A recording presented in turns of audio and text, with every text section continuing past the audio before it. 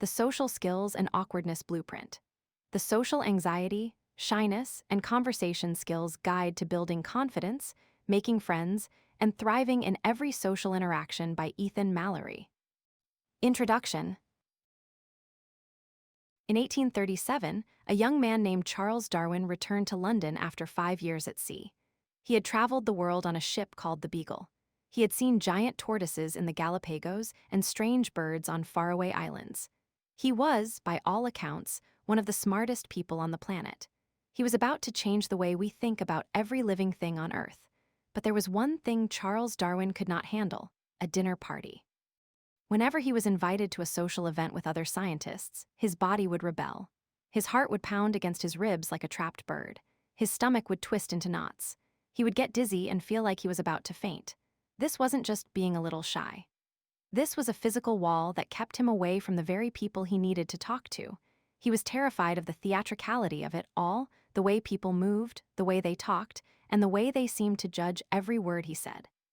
To solve this, Darwin did what he did best. He began to treat his social life like a science project. He realized that if he couldn't handle a big room, he would start with letters. He used his mail as a buffer to build relationships. He slowly invited people to his home in small groups where he felt safe. He mapped out his interactions as if he were studying a new species of beetle. He realized that social skills weren't something you were just born with. They were something you could build, piece by piece, through careful practice and evolution. Most of us feel like Charles Darwin did in that London ballroom. We feel like there is a secret manual for how to talk to people, and everyone else got a copy except for us. We stand by the snack table at a party, clutching a drink, and wondering what to do with our hands.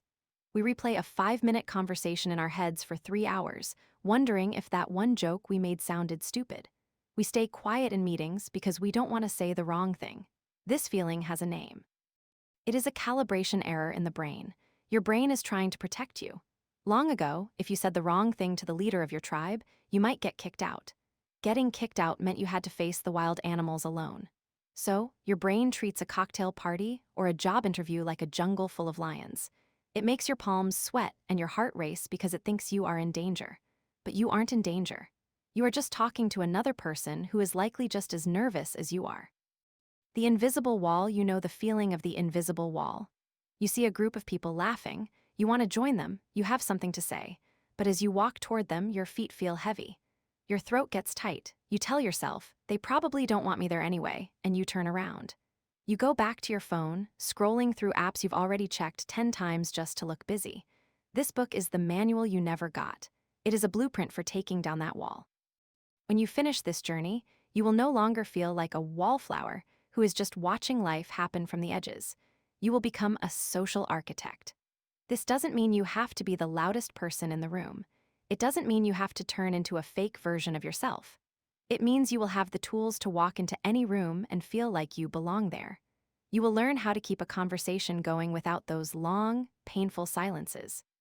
You will learn how to leave a conversation gracefully without feeling like you are escaping. Most importantly, you will stop the post-social hangover, that habit of beating yourself up the next day for every little mistake you think you made. You will realize that most people aren't looking at your mistakes. They are too busy worried about their own. This isn't just a collection of tips and tricks. This is a system based on history and science. We will look at how some of the most famous people in history, people like Eleanor Roosevelt and Abraham Lincoln, struggled with the same fears you have. They weren't born confident. They were made confident.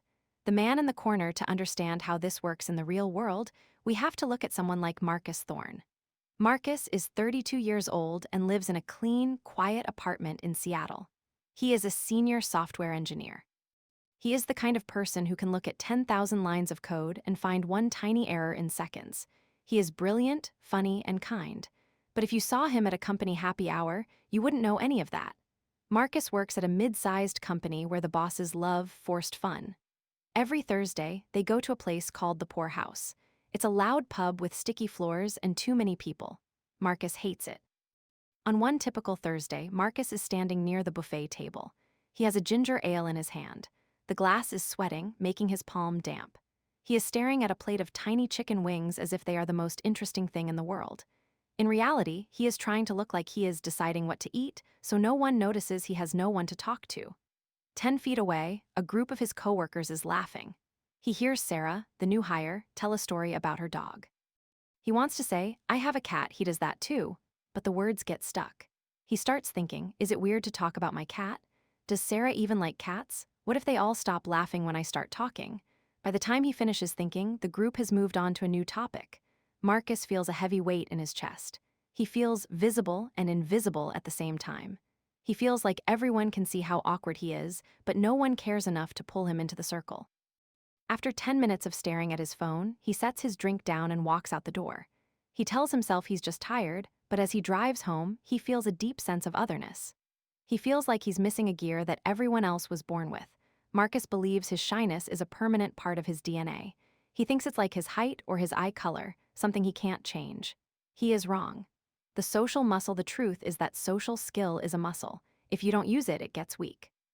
If you try to lift a heavy weight on your first day at the gym, you will hurt yourself. But if you start with small weights and keep showing up, you get stronger. Marcus isn't broken. He just hasn't trained his social muscle yet. He has spent his life working with logic and computers, which always follow rules. Humans don't always follow rules. They are messy and unpredictable, but they do follow patterns. Once you learn the patterns, the world starts to feel much smaller and much safer. In the pages ahead, we are going to follow Marcus as he learns these patterns. We will see him try, fail, and eventually succeed. You will see your own struggles in his, and you will see your own future in his victories. We are also going to look at the hidden patterns of history. We will see how a first lady who was called the Ugly Duckling became the most respected woman in the world by learning how to focus on others instead of herself. We will see how a farm boy with a high-pitched voice became a master storyteller who could calm a room full of angry enemies. We will cover the body-first approach. This is about teaching your nervous system that you are safe. You will learn how to use your breath and your posture to turn off the alarm in your brain before you even open your mouth. We will talk about microinteractions. These are the small moments, like talking to a barista or a neighbor, that serve as your training ground. You don't have to start by giving a speech to 100 people. You start by saying good morning in the elevator. We will master the art of the open-ended question. This is the secret to the never-ending conversation. You will learn how to make other people feel like the most interesting person in the room. When you do that, they will think you are the most interesting person in the room. We will even tackle the deep work. This is about why we fear being seen and how to set boundaries so we don't feel trapped in social situations. You will learn that you don't have to be perfect to be liked. In fact, being perfect often makes people uncomfortable. Being present is what builds real friendships. Finally, we will look at high-stakes social worlds. This is where you use your new skills for leadership and influence. You will see how the same tools you use to talk to a friend can be used to lead a team or resolve a conflict. The transformation right now, you might feel like Marcus. You might feel like the world is a stage and you've forgotten your lines. But by the time we are done, you will realize there are no lines to memorize. There is only a blueprint to follow. You are going to move from being someone who avoids eye contact to someone who uses it to build trust. You are going to move from fleeing a conversation to owning the room. You are going to move from being a stranger to yourself to being a person who knows their value and isn't afraid to show it. The post-social hangover will end. The never-ending conversation will begin. The anxiety that makes your heart race will be replaced by a calm curiosity. Charles Darwin had to evolve his habits to share his ideas with the world.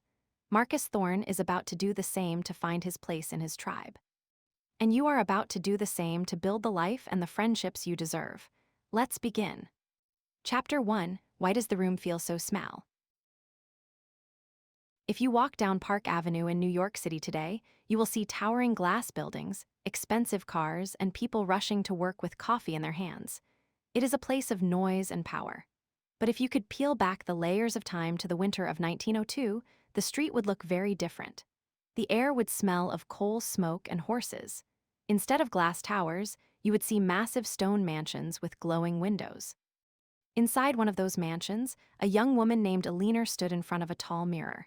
She was 18 years old, very tall, and incredibly thin. Her hands were shaking so hard she could barely pin her hair. This was the night of her coming out ball. In those days, a ball was not just a party. It was a public test. It was the moment high society decided if you were worth talking to or if you were a failure. Eleanor felt like a failure before the music even started. Her mother, a famous beauty, had always been disappointed in her. She even called Eleanor Granny because the girl was so serious and shy. As she looked at her reflection, Eleanor didn't see a future leader or a woman who would one day change the world. She saw an ugly duckling who didn't know how to talk to people. She felt like every person in that ballroom would be a judge, and she was the one on trial. When she walked into the room, the walls seemed to move closer. The music was too loud. The lights were too bright. Every time someone looked her way, she felt a bolt of heat in her chest.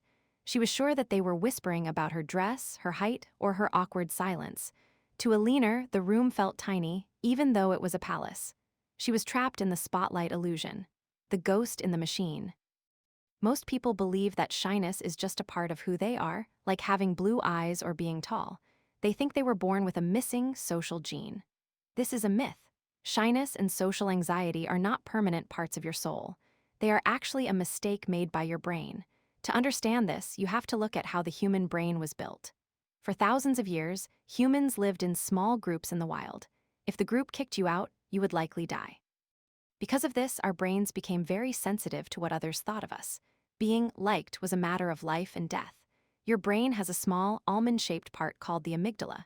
Its job is to look for danger. In the wild, danger was a lion or a falling rock. But in the modern world, your amygdala can't tell the difference between a lion and a room full of strangers. When you walk into a party or a meeting, your brain sometimes screams, danger, even though there is no threat. This is why your heart beats fast and your palms get sweaty. Your body is trying to give you energy to run away from a predator. But since there is no lion, that energy has nowhere to go. It stays inside you, making you feel jittery and scared. This is not a flaw in your character. It is a calibration error. Your smoke detector is going off because you burned a piece of toast, not because the house is on fire. The man in the minimalist apartment in a small apartment in Seattle, Marcus Thorne, sat on his couch. It was Sunday night, and the sun was setting behind the rainy clouds. Marcus was 32 years old and very good at his job as a software engineer. He could write thousands of lines of code without making a single mistake. But as he sat there, his stomach felt like it was full of lead. Tomorrow was the Monday morning meeting. It was a stand-up meeting, which meant everyone had to talk for 2 minutes about what they were doing. For most people, this was a boring part of the day. For Marcus, it was a nightmare. He spent his Sunday night pre-gaming his anxiety. He played the meeting over and over in his head. He worried about where he would stand. He worried that his voice would sound too quiet. He even worried about his shirt. He had bought a new blue button-down, but now he was sure it was the wrong shade of blue. He thought everyone would look at him and think, why is he wearing that? Marcus lived with a Siamese cat who liked to meow at the walls. As the cat shouted at nothing, Marcus realized he was doing the same thing. He was shouting at ghosts in his mind.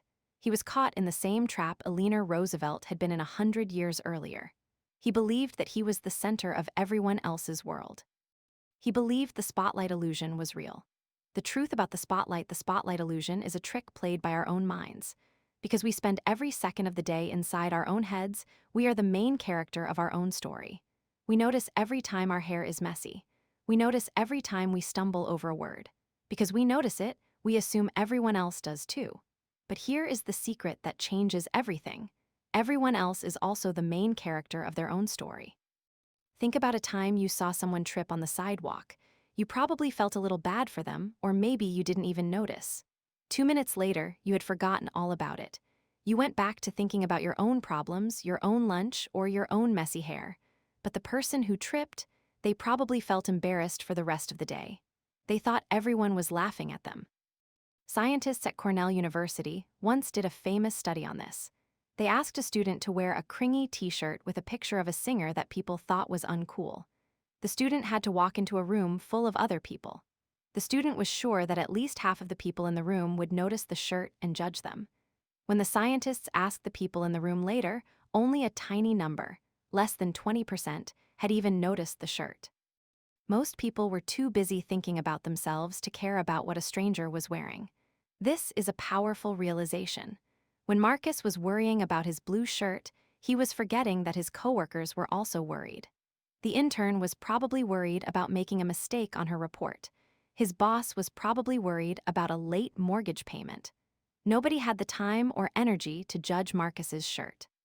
The turning point for Eleanor Roosevelt spent years feeling like the room was too small. She stayed in the corners of parties. She looked at the floor.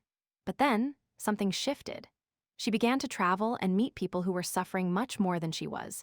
She met people who didn't have enough food or a safe place to live. She realized that her shyness was actually a form of being self-centered. That sounds like a mean thing to say, but it is. It just means that she was so focused on her own feelings and her own fears that she wasn't actually looking at the people around her. She decided to try something new. Instead of walking into a room and thinking, "What do they think of me?" she started asking herself, "How can I make them feel more comfortable?" If she saw someone else standing alone, she would walk up to them.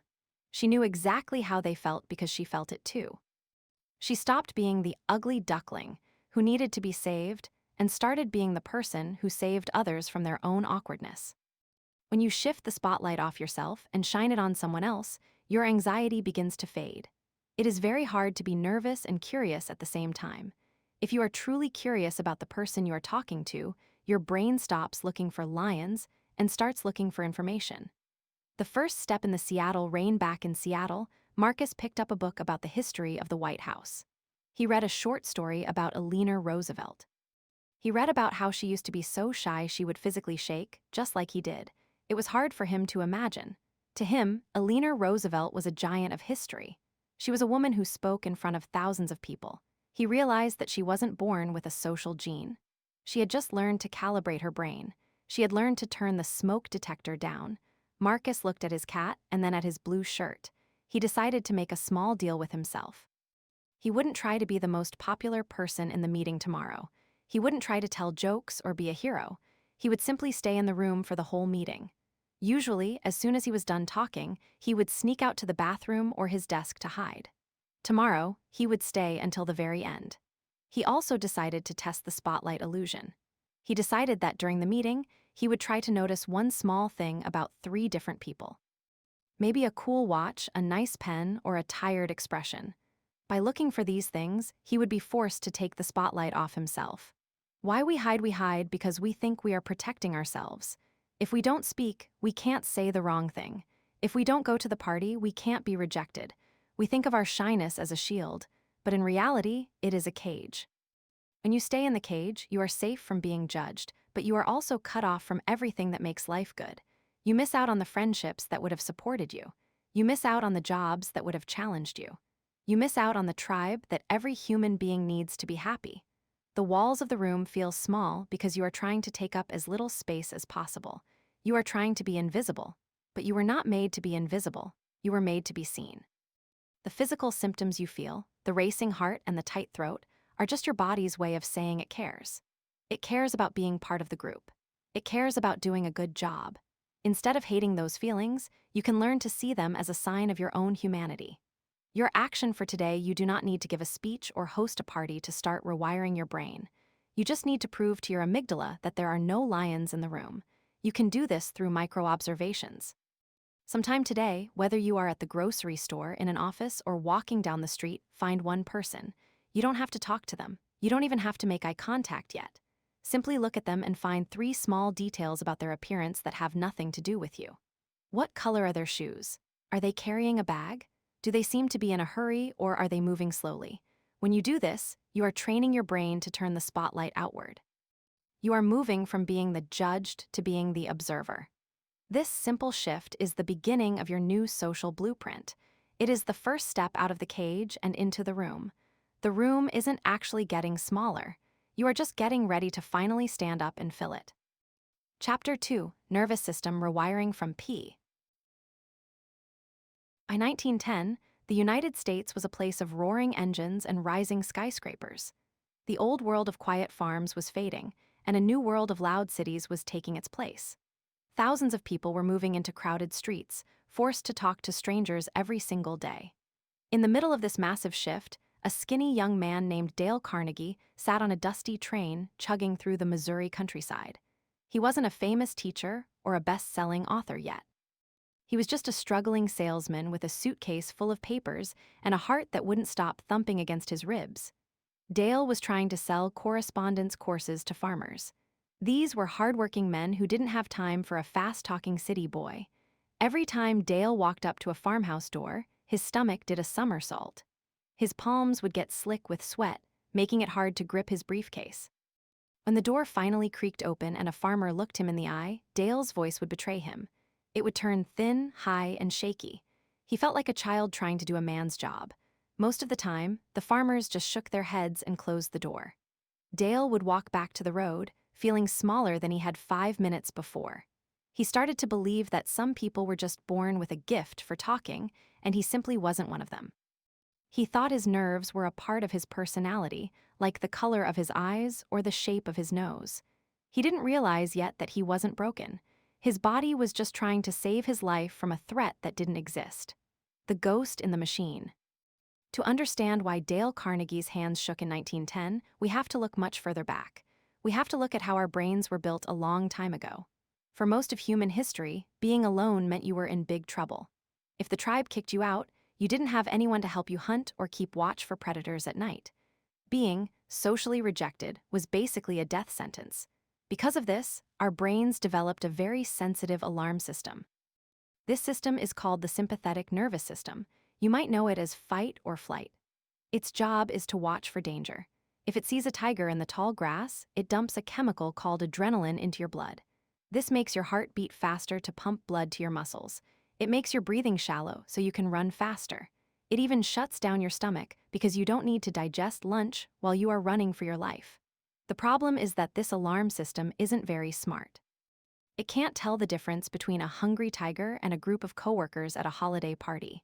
When you walk into a room of strangers, your brain sees all those eyes looking at you and panics. It thinks everyone is watching us. If we say something stupid, they might stop liking us. If they stop liking us, we will be alone. If we are alone, we will die. This is why your throat feels tight. This is why your face gets hot. Your brain is trying to give you the energy to fight a monster, but there is no monster to fight. You are just standing by the punch bowl. When Dale Carnegie was standing on those Missouri porches, his brain was screaming that he was in mortal danger. He was trying to use logic to stay calm, but his body was already halfway through a panic attack. The day the salesman stood tall. After months of failure, Dale started to notice something strange. On the days when he felt tired and just acted like he was successful to get through the day, people listened to him more. He began to experiment. Before he knocked on a door, he would take a deep breath. He would pull his shoulders back.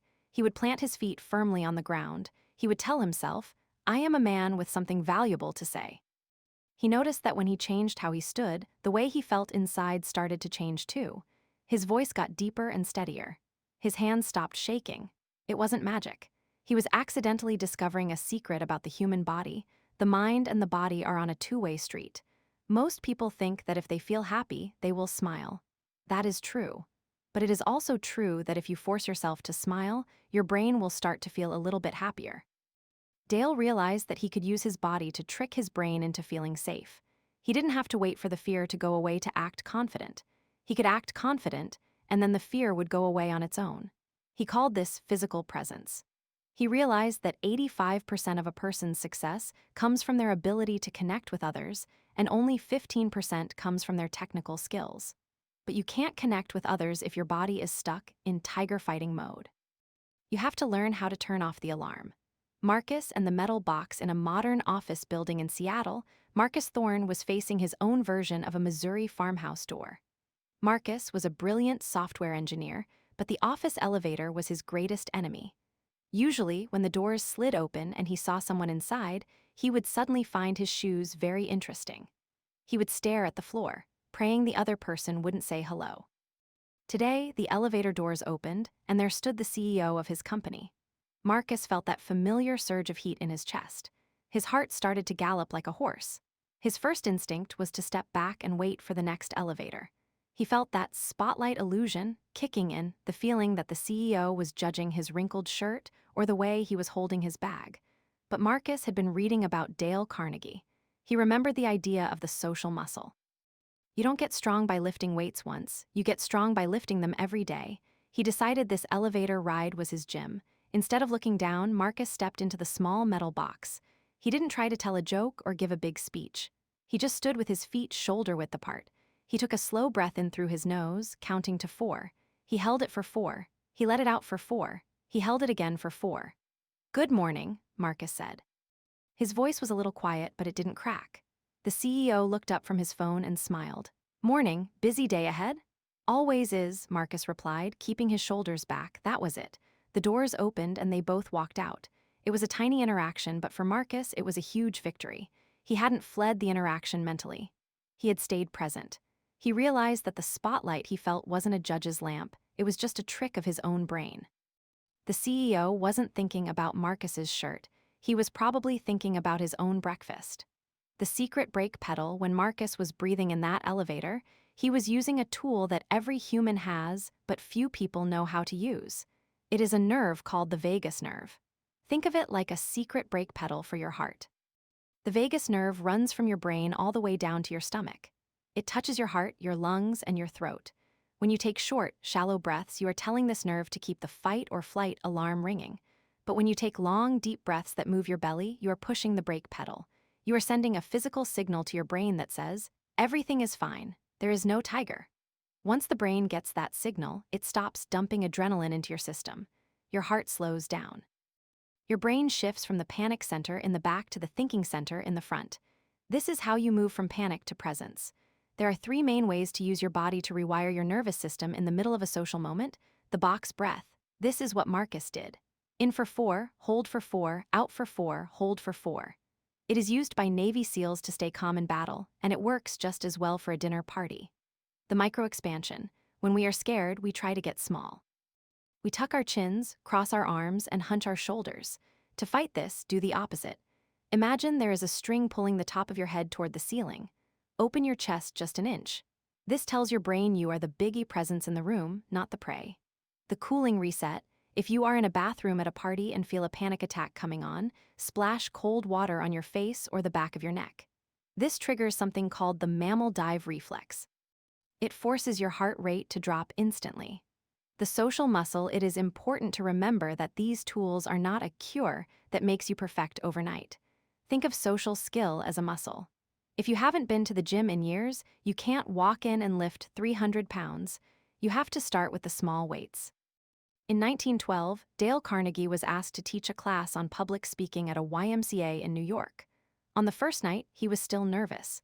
He had all his notes ready, but he was worried the students would see right through him. Halfway through the class, he realized he had run out of things to say. He had 20 minutes left and no more notes. In that moment of panic, he didn't run away. He didn't apologize and leave. He looked at a man in the front row and asked, "What do you do for a living? Are you happy doing it?" The man started to talk. Then another man joined in. Dale realized that by focusing on them instead of himself, his own anxiety vanished. He was using his social muscle to keep the conversation going, even when he felt unprepared. He learned that being present is much more important than being perfect. When you focus on your own shaking hands or your own racing heart, you are staring at the spotlight inside your head. You are trapped in your own world. But when you use your breath to calm your body, you can finally look out at the other person. You can see that they might be a little nervous too. You can see that they have their own stories and their own fears. Turning the alarm off, most of us spend our lives trying to think our way out of shyness. We tell ourselves, "Don't be nervous," or "just act normal." But you cannot talk your way out of a biological alarm. You have to act your way out of it. If a fire alarm is screaming in a building, you don't stand underneath it and give a speech about why there is no fire. You go to the control panel and pull the switch. Your body is that control panel. By changing your posture and your breathing, you are pulling the switch that turns off the panic. This doesn't mean you will never feel a social hangover again. You might still go home and worry about that one awkward thing you said. But the more you practice these micro-expansions, the shorter those hangovers become. You start to realize that an awkward silence isn't a disaster, it's just a pause. A mistake isn't a failure, it's just data for next time. Dale Carnegie eventually stopped being the shaking salesman on the Missouri Trail. He became a man who could walk into any room and make everyone feel like the most important person in the world. He didn't do it by getting a personality transplant. He did it by learning how to master his own nervous system.